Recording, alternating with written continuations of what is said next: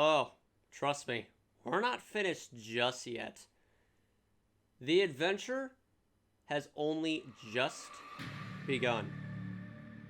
No, as much as I'd really love to play Metroid Samus Returns, I would feel like that creating a second Let's Play on a game that I've already made a Let's Play on would be considered overkill. As much as I'd really like to play it because of how fun and thrilling it really is, with the melee counter and outstanding visuals goes, there's only one more thing that we need to do right before we play Super Metroid.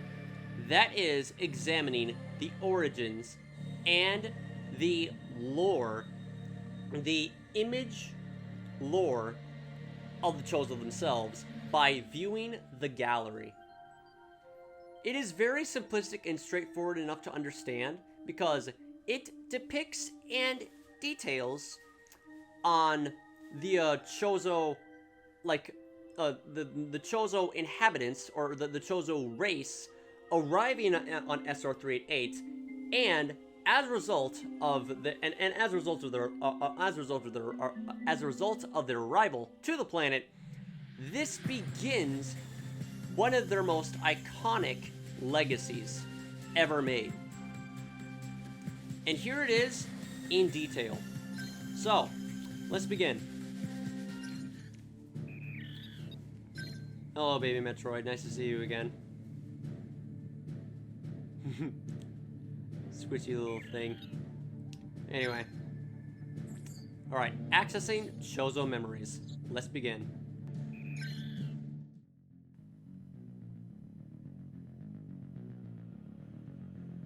Memory number 1.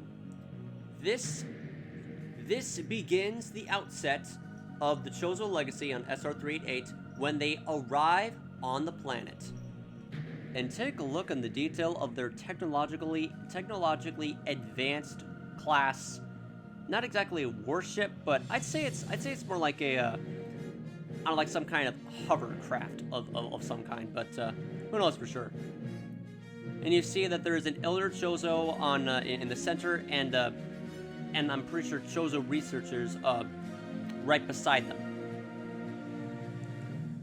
Oh yeah, I also noticed that in the background, you can barely see it, but vividly, since it's encased in light, you can see some Chozo like you can see some Chozo inhabitants like setting up camp. It looks like in the distance right over there. Where else? Because what else would they do? It looks like it really does look like they're setting up camp. That's kind of funny. But yeah, anyway. Memory number 1. The Chozo arrive on SR388.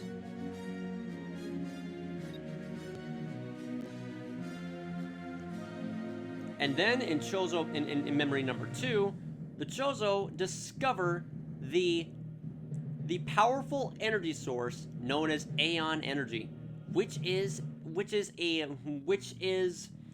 a source of energy that is created from the planet itself, which also turns out the enemies absorb and become, I'd say, powerful in the process. I'm assuming. Really, not much is known about Aeon Energy, but all that we know all that we know is that it's SR388's energy source. For doing what exactly, we don't really know, and we also and it's also kind of confusing as to why the enemies absorb it. Is it some kind of natural instinct? Is it something? Is it like does the Aeon Energy itself have some kind of sentience? Well, right now, they are harvesting the said Aeon Energy to research it further. Just to see on what it is capable of, on what it is capable of producing when they utilize it for themselves. Also, those poor little Hornodes just becoming victim to the Gulugs.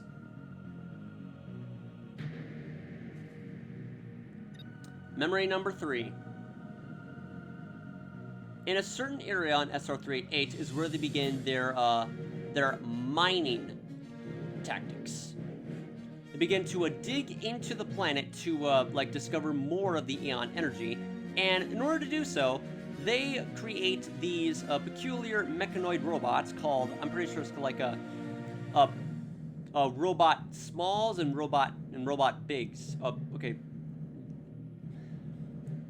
Diggerbot smalls and Diggerbot bigs. Can't even tell which one's small, which one's big, but I'm pretty sure the big ones are both obviously big. And oh yeah, never mind, I can see them. Yeah, small and bigs. And in the background, you can see Diggernaut, which is a gigantic mechanoid that they use to excavate deeper inside the planet to make their mining much more easier and efficient. And all the while, they are analyzing more of the creature's inhabitants. You can see a Sumuri over there on the right corner, 3 unknown insects, and in the background you can see some Chozo warriors in their battle armors. And as you can see, their design is very similar to the various suit, to the various suit design because of the iconic shoulder ball pigments. But interestingly enough, the Chozo have these holographic shield projector, these holographic shield projectors. Like there's some kind of battalion warriors or something like that. But all in all, very interesting. So yeah, they're just beginning to excavate deeper inside the planet, and and all the while just retrieve more of the Aeon energy, to research it more, and also just to learn more about their planet. Very cool.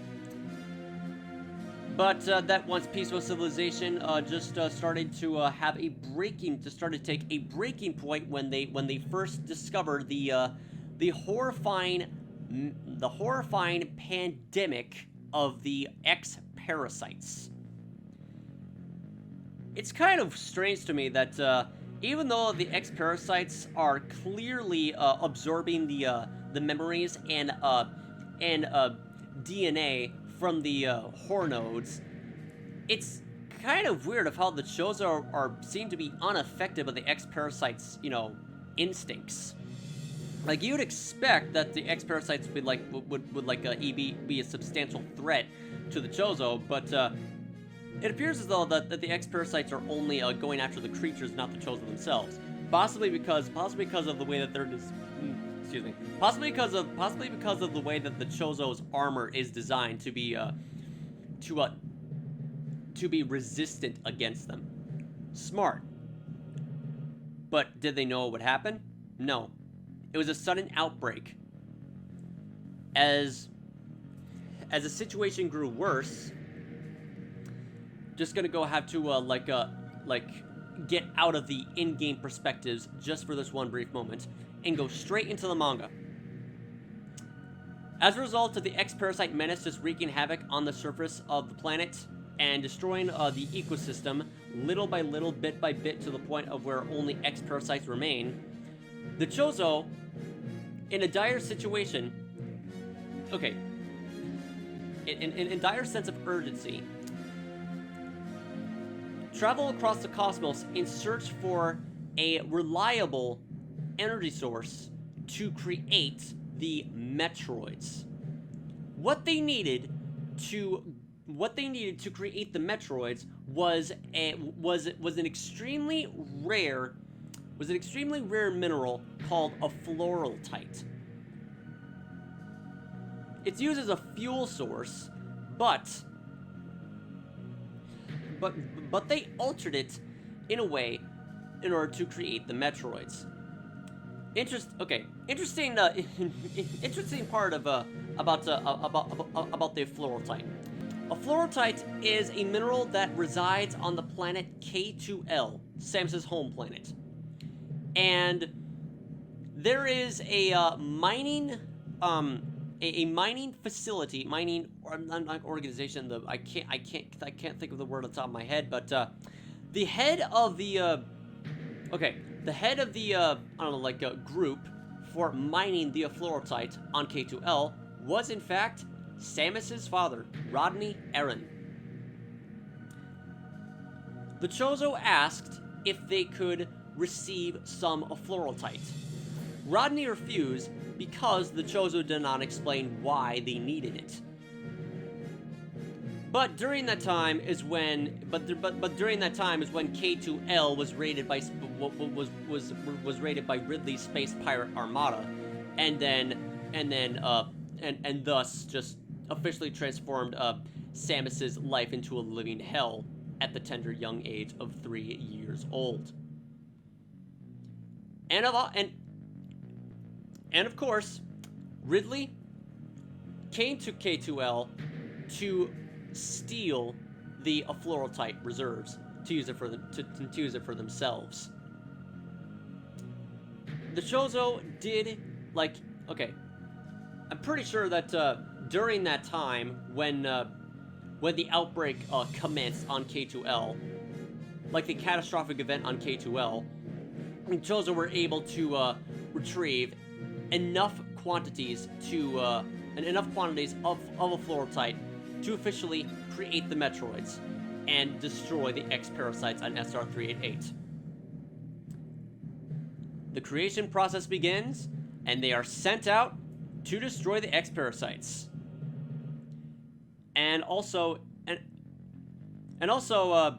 Metroids seem to immediately go after the creatures that have go after the X-Parasites that have morphed into the mutated Hornode enemies and absorb their life energy to make them more stronger. However, even though that peace has been restored to the Chozo's home planet,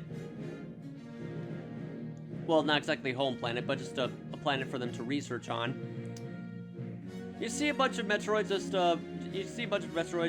roaming about freely, just minding their own business and just obeying their, I guess you can say, obeying their master's commands. This image does indeed look to be peaceful, and everything is back to normal.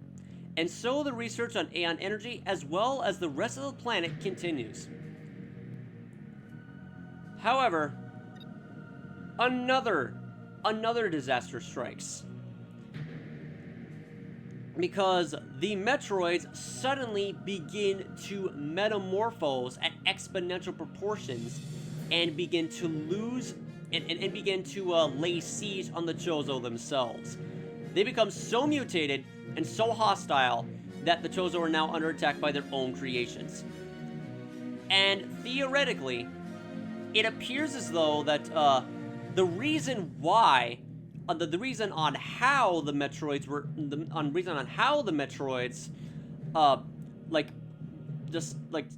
suddenly gained the capability to evolve out of nowhere is most likely because of Aeon Energy.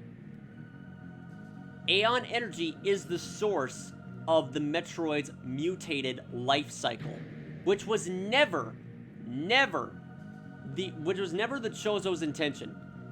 They thought that creating the Metroids will just eradicate the X-Parasites completely. But in doing so, as a result of SR-388's unstable energy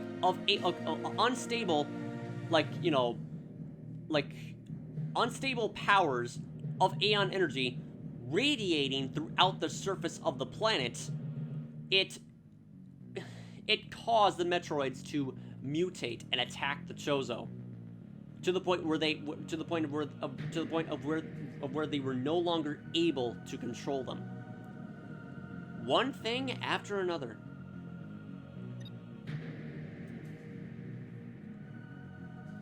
The situation grows even more worse for them as the Metroids began to evolve even further. As you can see in the background, that there's an Alpha Metroid attacking the Chozo soldiers over there, and Elder Chozo and also the Chozo researcher are at the process of of containing the Metroids deep into the surface of the planet to contain them so that they have no way of getting out. After successfully containing every Metroid down underneath the planet, they escape to the surface, and they're just like they're just willing to escape their planet by just calling for aid by this Chozo right over here, who appears to who appears as though to listen to their pleas who appears to be listening to their pleas on helping them to get off of this planet or something like that. We don't actually know what any of this means, but it's clear that since that this Chozo memory, immediately after this Chozo memory, they just immediately go straight back to the surface and try to get out of there by asking this Chozo general to help them. However, once you exit this 10th Chozo memory, a shocking, heart attack inducing upheaval appears completely out of fucking nowhere, and this begins to occur.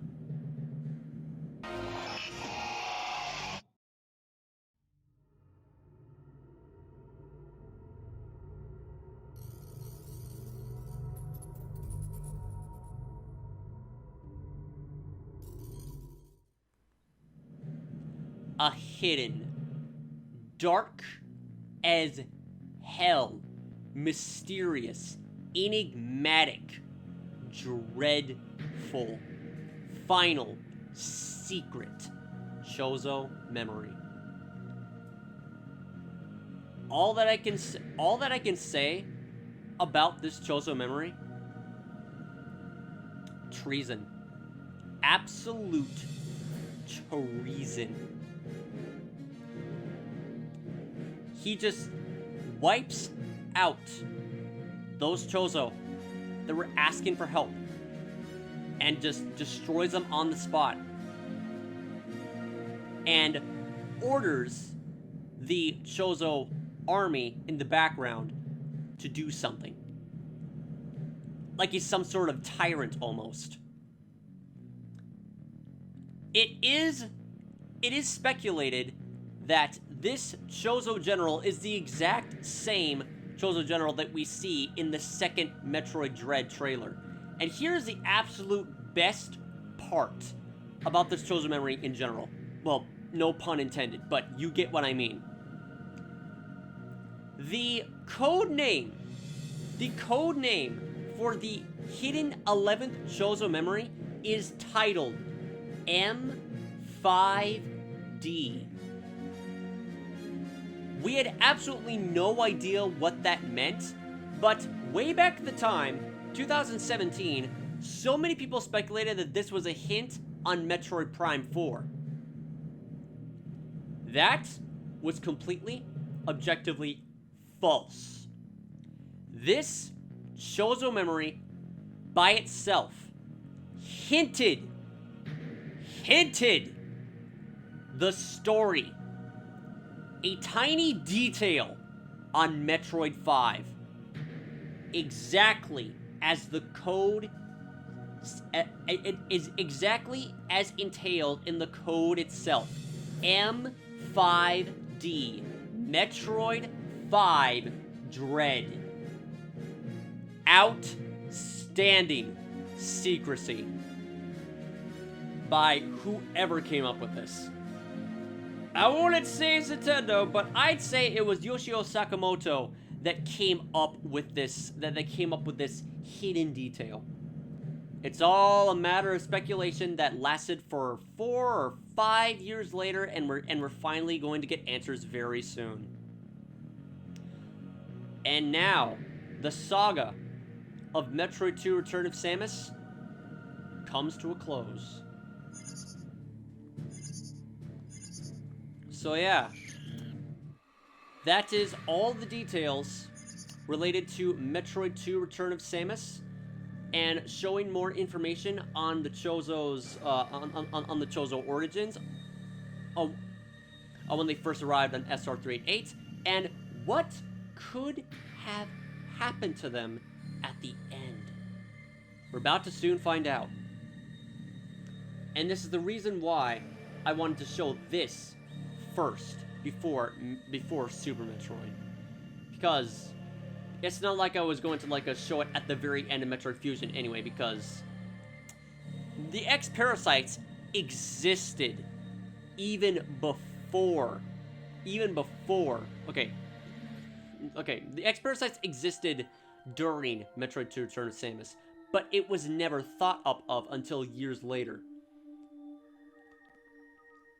So yeah, the X-Parasites originated in Metroid 2 Return of Samus.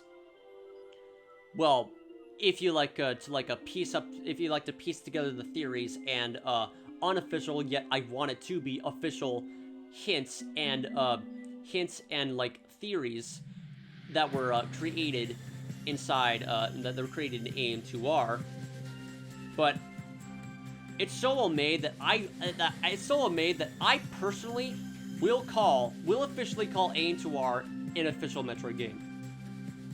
Because give me one reason why I shouldn't. I want it to be official. It should be official. Because it makes sense. It makes sense. Because why else? Really. Why else would the infant Metroid... Like, why else would the infant Metroid just like, eat those peculiar crystals to, like, help you escape in every installment of Metroid 2 Return of Samus? Why would it? And why is it that the Metroid is and why is it the infant Metroid is the only creature that has the capability to destroy them? Because theoretically, it is the solid hybernetic mass of X-Parasites. It makes sense. And at the end of AM2R, coast is clear. And then Fusion is on its way to being born.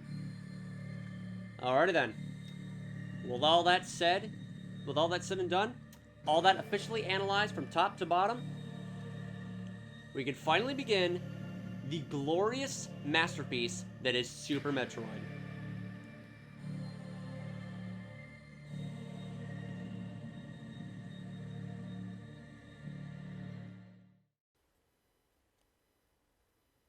Hello everyone, GBA049 here, and welcome to another episode of A Dreadful Journey featuring Super Metroid, episode number 28, Metroid 3, aka Super Metroid, on the Super Nintendo Entertainment System, the one and only glorious masterpiece, viewed and admired by the hearts of many. Both from fans and non-Metroid fans alike. This game is unbelievably well-aged throughout the years. So much to the point that every single playthrough that I and so many others like myself, this game always feels like a brand new experience, despite the fact that it was made in the 1990s. I have absolutely no idea. I can't believe it myself. This game has aged tremendously well. So much that it still feels like a brand new game. And every single time when I play Super Metroid, it feels like that I'm discovering new things. Every single time when I replay it and just do 100% run, I discover something new every single time. The gameplay is unlike anything I've ever experienced in a Metroid game, before or since. The music is top tier worship and addictive material. Upper Norfair, Lower Norfair, Upper Brinstar, Lower Brinstar, aka Red Soil, Ridley's theme, Crateria, I don't know, Samus's like landing site, one of the most phenomenally well composed soundtracks in the entire Metroid series, yet also underused because you only hear it in one game. It's still really good. Ever since this game was released, this game, Super Metroid, lives up to its title. It's super. It is excellent. Excellent with literally everything it achieves everything it achieves so well with. I don't know how it does it. I don't know how it's possible. It's an impossibility. It's a fucking impossibility to perceive knowing that Super Metroid is still going strong to this day. It is that good. It introduced so many iconic abilities and iconic mechanics that was carried over from the likes of Zero Mission and Metroid Fusion, respectively, by itself. It gave the speed booster. It gave the spacer beam. Actually, no. It gave the speed booster. It gave the super missile. It gave so much. The Shine Spark. The Morph Ball.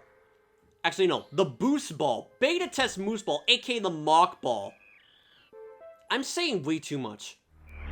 Super Metroid is just so fucking incredible that I just cannot believe of how well it has just progressed over the years. It's just like an undying legacy. That's what Super Metroid really is.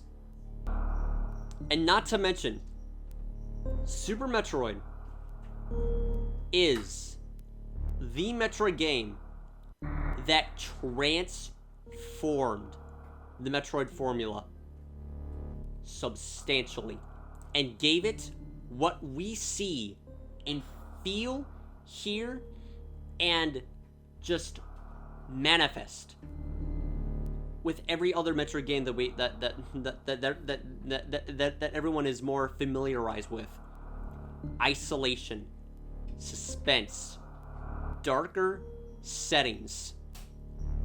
Also, strong enough to make you feel defenseless, afraid even.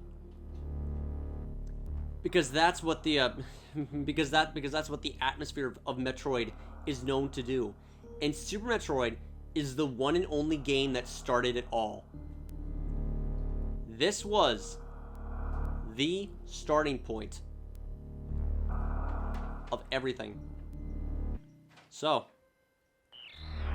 we've examined all the Chozo memories.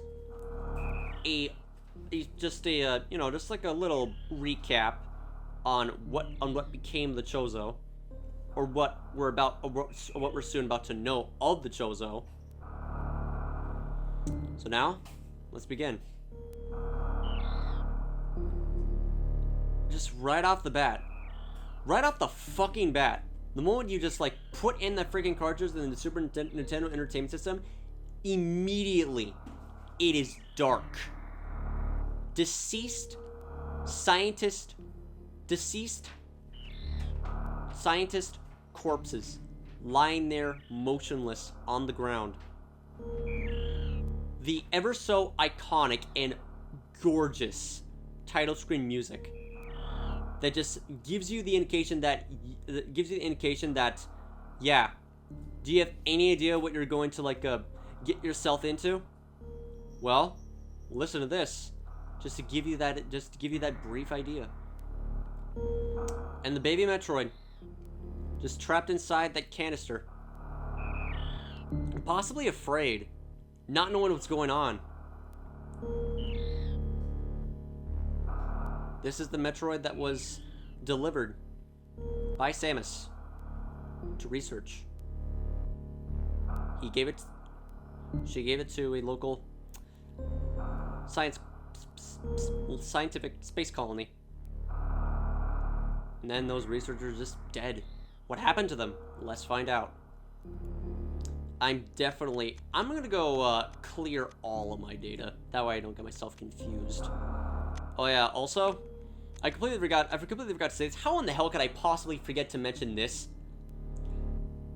Not only is Super Metroid's legacy practically, I don't know, invincible, but it is also by far one of the top ranked best video games to speedrun. Because of how many instances you receive to sequence break and receive things early. And it's absolutely phenomenal for that. But anyway, let's just erase everything on here. Well, except C, because that's quite the fucking record. 348, 324, 216. Yep. Clear this data. Clear this data. No, I didn't mean I don't want to start it. I want to clear it. Clear data B. And we will start with data A. Let's begin.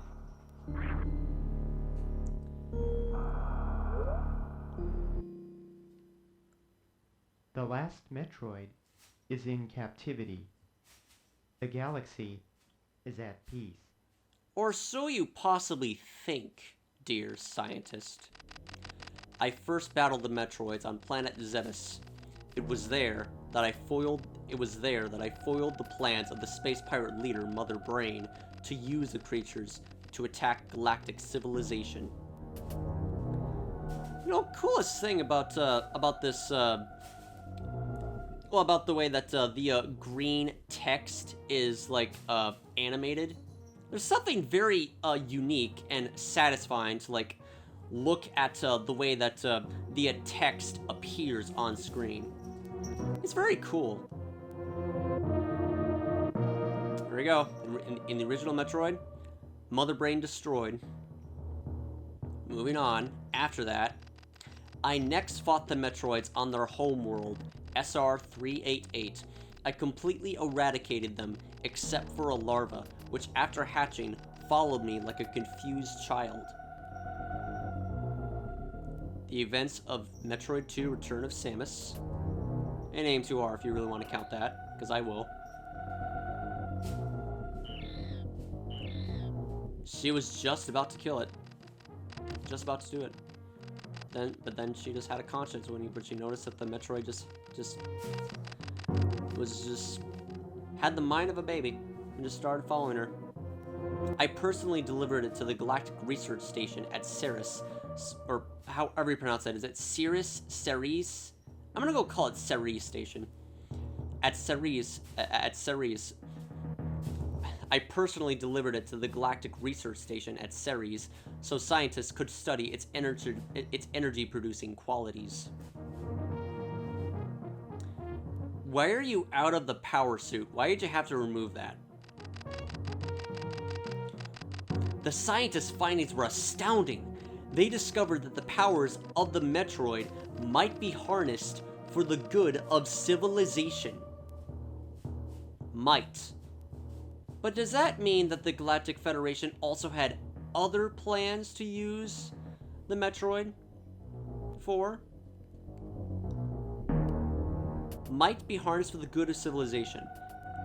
In what way? Like revolutionizing in what aspect?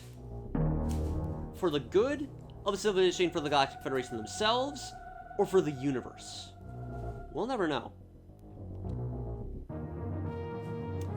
But apparently, this tiny little thing had insuperable energy-producing qualities that just would not go on par with anything else that they could ever get their hands on in the entire galaxy. Satisfied that all was well, I left the station to seek a new bounty to hunt. But I had hardly gone but I had hardly gone beyond the asteroid belt when I picked up a distress signal. Ceres Station was under attack. By who exactly? Well, we're soon about to find out.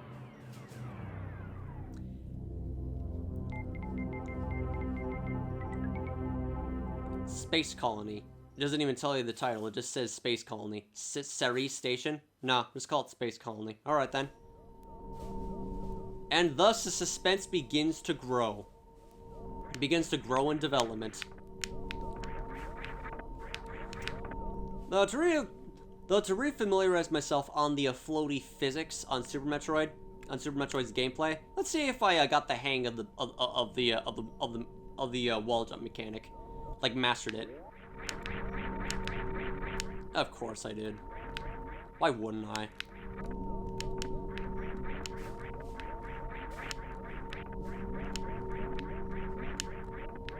Yeah, it's easy.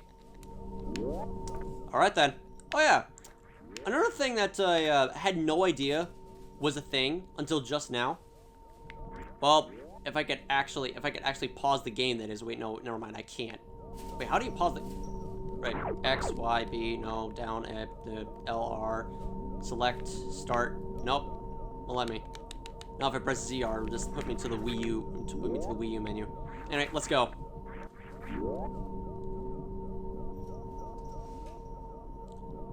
Dead, drop, dead, silence. It's all that remains inside Ceres Station.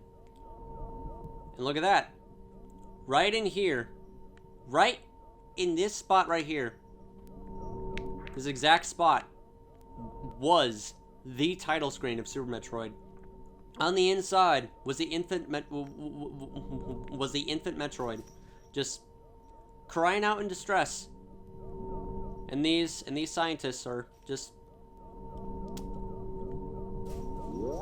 have zero life signs. They're dead.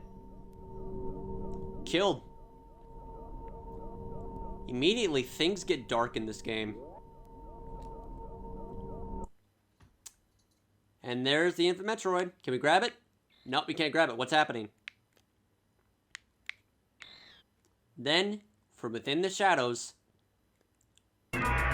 lies Ridley.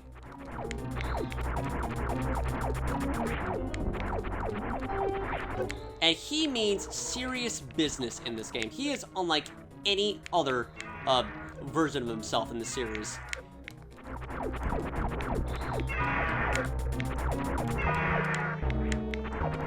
He is going straight after he's going straight after the infant Metroid. However, interesting secret. The more you damage Ridley, he'll actually drop the canister. Kind of hard to do, because he has quite a bit of HP. And also because of the fact that, well, you know... Never mind, I couldn't do it. I need to, change the controller settings a little bit here. Give me a second. Oh, wait, never mind, it's fine. I don't need to. Emergency. Self-destruct sequence activated. Evacuate colony immediately. And you have 1 minute to get the hell out of here. I find it interesting that Ridley's theme is still playing inside the space colony, as if it desperately wants to I don't know, self-destruct sequence initiating inside the Ceres colony.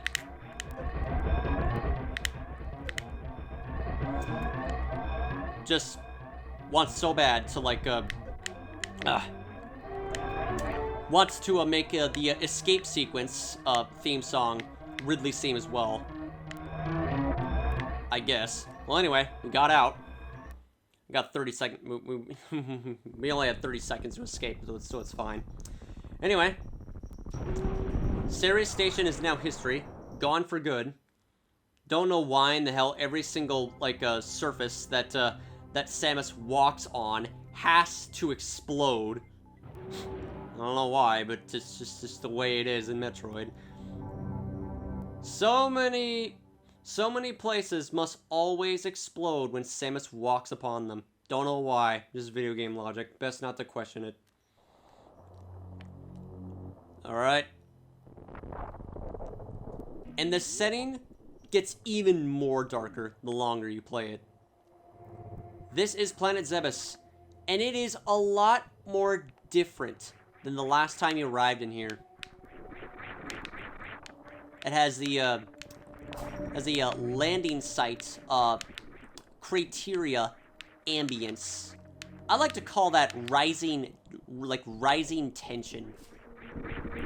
I also love the rain. I also like the intense rainfall backdrop in the background, and also the quiet yet also just eerily suspenseful, like thunder noises outside. It's so quiet. Like, how in the hell could you actually like make the atmosphere of thunder sound so quiet in this game? It's so disturbing. I love it. And then we enter inside Planet Zebus criteria, and those likely parasitic insects that swarm on the surface of the terrain and disappear and scurry away when you approach them. Those are called the spugs. They only appear in abandoned areas. And when you see those, bad things are about to happen. Obviously enough, we cannot go anywhere like up there, so we have to do what Metroid 2 taught us: bottom to top. And going to the bottom, we definitely shall.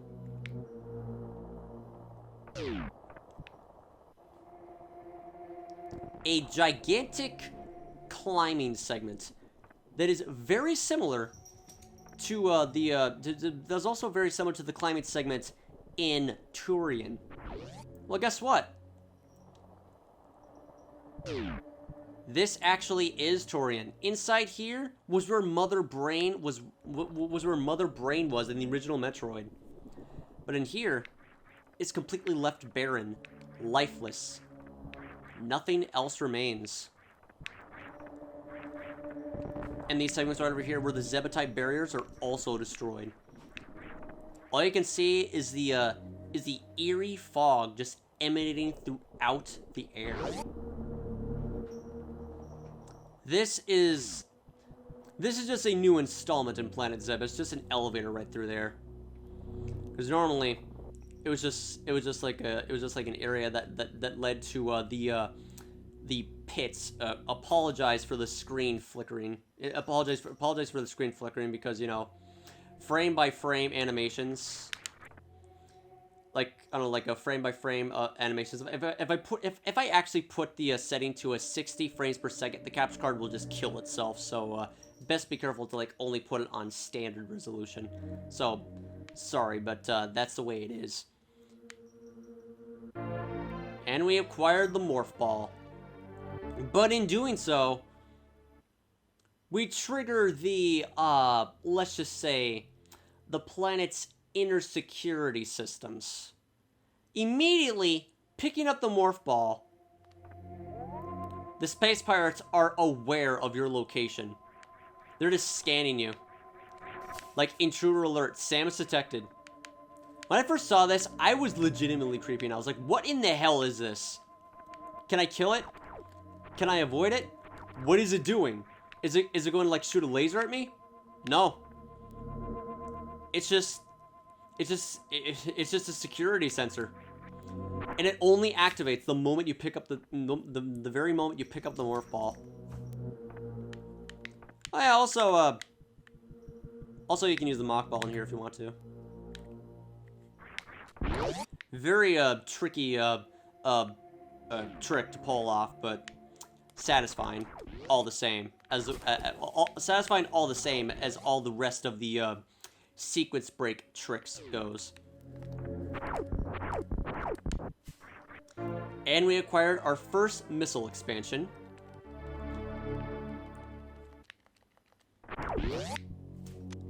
yeah. I'm actually supposed to press select to activate the missiles. That gets me a little bit annoying, considering that the controls on the Wii U gamepad are a little bit can be a little bit awkward to handle at times. Takes 5 missiles to take down, just like the original Metroid in here.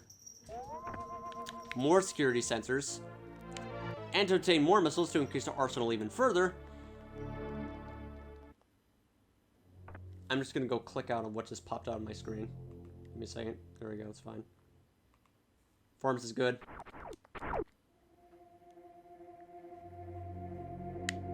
Alright.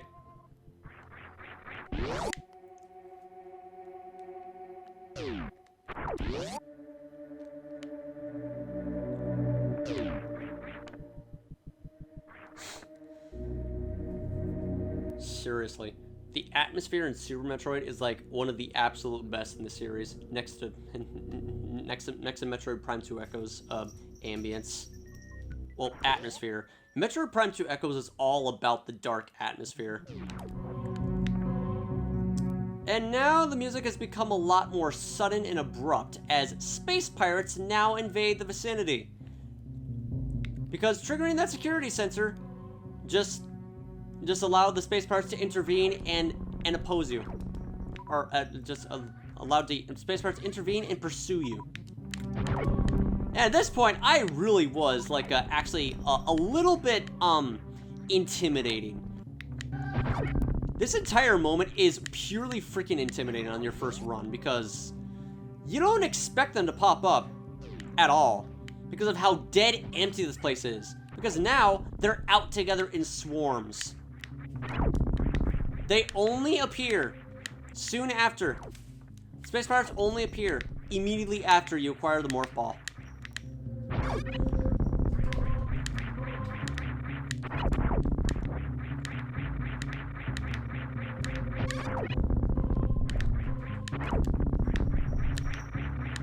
So just climb all the way back here.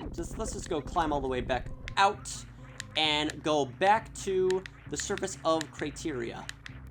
It's a good thing that the space pirates don't actually like the space pirates don't actually respawn, thankfully.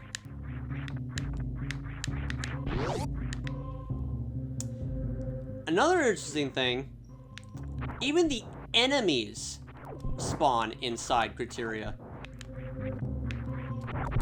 Just collect the missiles, collect the just collect the freaking just literally just collect items, and the creatures of planet Zebus will only then will they spawn. This makes you feel even more defenseless because of how many there are. I completely forgot the name of these enemies, but I'm pretty sure these are called the Zeos or Neos. The same enemies that the same enemies that make an appearance in Metroid Other M, except they're a lot more smaller in size, and they like to latch onto you if they actually gain the chance to do that. That is. And we downloaded the map data for Criteria and Wrecked Ship, Meridia, Brinstar, and another entrance to Brinstar. Super Metroid is all about not only atmosphere, but in-depth exploration. I absolutely love how how greatly emphasized the aspect of exploration is implemented in Super Metroid, because it makes it fun to navigate inside. Because original Metroid, aside from Zero Mission, the original Metroid and Metroid 2 Return of Samus was not fun at all because they don't have a map. But well, now that Super Metroid does have a map for you to like keep track of where you're going and the places you've been inside, even the ones that are like hidden on the map and not marked on it, it's a lot more fun, and the level design truly makes up for it very nicely. because I absolutely adore the level design in Super Metroid to death. The terrain is awesome. The enemy placement is the enemy placement is just so well done. I don't know, like the backgrounds are amazing. The sprite work is tremendous. Like I'm running out. I'm at this point. I'm just about ready to like at this rate. I might as well just like just list every single freaking adjective in every single adjective in the thesaurus to just possibly describe of how masterful the level design in Super Metroid really is. And in here, we acquire the Morph Ball bombs. But in doing so, we encounter immediately right off the bat, we're locked inside and we fight the Torizo Statue. I probably should have like grinded a little bit on those fly enemies because this thing is absolutely no joke. This thing will absolutely destroy you if you're not prepared. It has quite a bit of HP, but it has quite a bit of HP, and it is exactly the same Torizo statue as the one in AM2R. Because you're supposed to kill it quickly before it kills you. Also the visual indication of the Torizo statue that supposedly is an organic machine taking it is an organic machine just attacking you. Because there's drool, because there's actual organic juices just seeping out of its body. So does that mean that the Torizo statues are actually sentient creatures all this time? Like they're programmed to either be active programmed to be dormant statues, or just to like suddenly pursue you when you least expect it, because that's exactly what that Torizo statue did on us, and we almost died. So like I said, Torizo statue is a very sudden mini-boss encounter. It's the very first major enemy you encounter in the game, and it's just like, wow. An absolute state of just, like an unbelievable state of like, what the hell? I just started playing this game, and now I just started playing this game. I'm not ready for this. Well, the game just practically forces you to be at the ready. It's like, oh yeah, you played like the original Metroid 2. Hope you're ready for this, because there's a ton of other surprises lying in wait to take you down. A little bit fitting in this scenario, situation, considering that it's been a while since as with every other Metroid game, it's been a while since I last played Super Metroid, because some of the enemy AI and also like dealing damage, like trying to survive the attacks from the most dangerous enemies that the game has to throw at you, is a little bit tricky. A little bit tricky, because you gotta be extremely careful in this game. If you're not prepared, if this is your very first time playing Super Metroid, you're going to struggle. It is kind of a fair challenge the more I think about it, because it took me a long time to beat this game, and also get used to the many core mechanics that just makes Super Metroid, well, Super Metroid. But anyway, I believe that would have to conclude the end of this episode, because I used a bunch of time. Hello, Joey, just playing around with toys in the living room. What's up? Used a bunch of time already just like examining the Chozo memories, but this will have to conclude the end of this episode. Just a very delicate baby steps starting point on playing Super Metroid, so it will get better later on. So that concludes the end of this episode of Super Metroid, featuring Dreadful Journey, featuring Super Metroid episode number 28. Hope to see you again in the next one. Thank you for watching, and I'll see you later. This is GBA049 signing out, going offline, and see you next mission.